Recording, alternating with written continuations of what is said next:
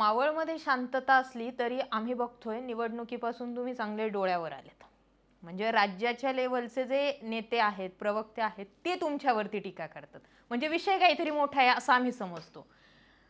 जेव्हा अजित पवारांचा डोक्यावर हात आहे या हिशोबाने तुम्ही बेधडक पुढे जातायत, त्यावेळी तुम्हाला राज्याच्या लेवलचे नेते जे आहेत ते पण टार्गेट करतायत. कशामुळे हे घडतंय? काही 2 वर्षात मंत्रिपद येतंय म्हणून काही घडतंय की काही वेगळा विषय हा? आता तो प्रश्न त्यांनाच विचारायला पाहिजे.